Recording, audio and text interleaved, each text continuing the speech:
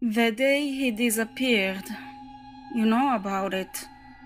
The sun rose, but he didn't show up on his balcony.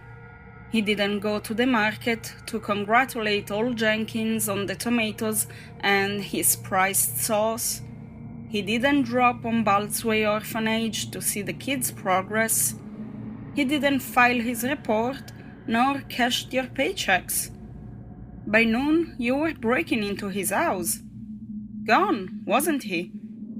I said I had a lead. You said you had nothing to do with me. Now, even the searches from your higher ups lead to nothing. Now, even you are asking for leads. Well, I have a lead, and I hope you've paid attention so far, because all I said was no less than true. And what I'm about to tell you answers it all. It was just after church. Everyone was leaving, and I saw your officer, McGregor, covered in the very devilish light that plagued my days ever since I had those visions.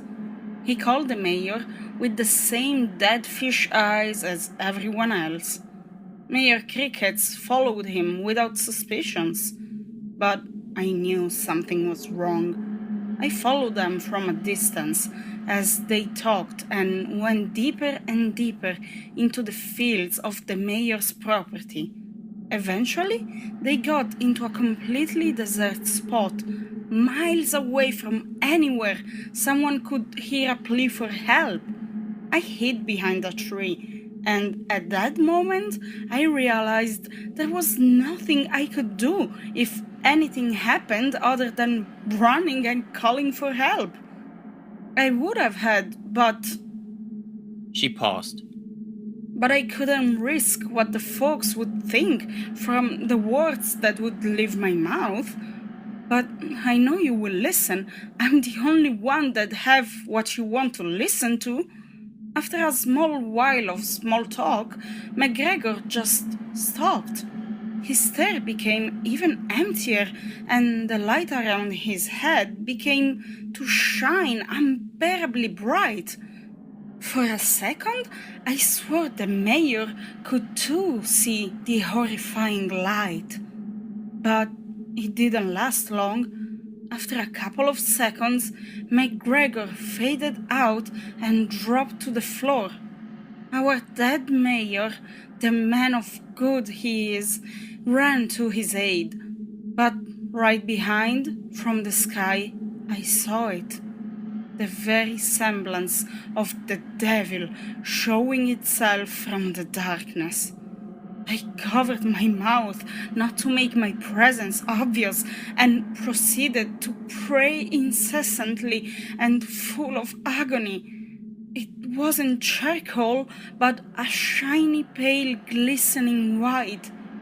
Under it, two plates made of pure silver flying through the night. It bared no horns, but 5 long fingers on its top. Its torso, a bended arm, arched back as if mocking its very shape. And it carried no fork, as its fingers moved in unsettling, unnatural ways. It was nothing like I was told, but I knew it. I had seen it in my vision. The abhorrent creatures, despised by God Himself, mimicking us in their impossible saucers. In their simplicity, all that was unholy. Not a big monstrosity of unspeakable qualities, but the literal left hand of Satan. I was paralyzed in fear and shock of the complete forbidden. Mayor Crickets wasn't given the same chance. She took a deep breath.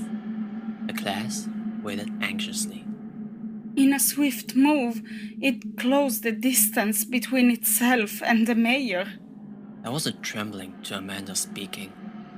going through his body and McGregor's in a disgusting She was gasping. splatter. Their bodies through one another. The girl cried. Blood and guts fell everywhere, their ribs exposed and smashed in their faces. Just so much pain.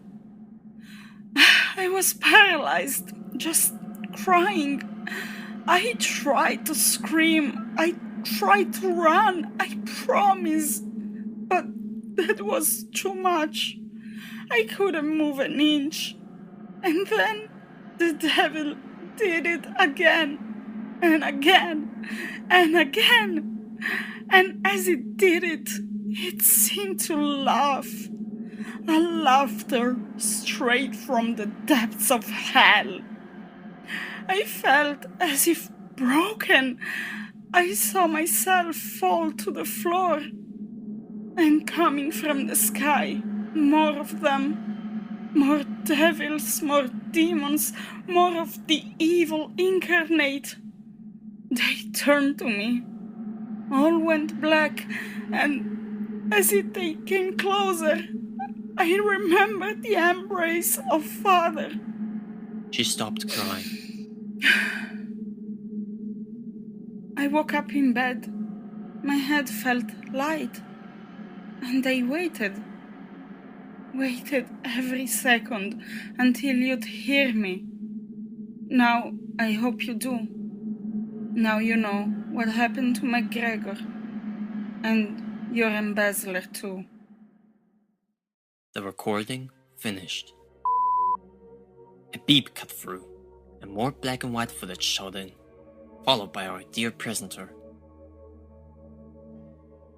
This recording was first remarked as a result of lunacy, which resulted in the sending of Amanda to a correction facility, in which she was found, gutted open in the middle of the patio, in an eventful morning a couple of months after.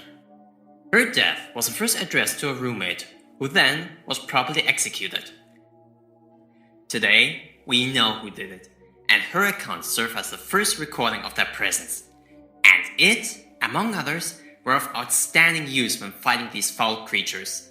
Next, we'll have another report, this one sent straight to the agency from an important government official. The footage changed from fields and plantations to military troops and missiles.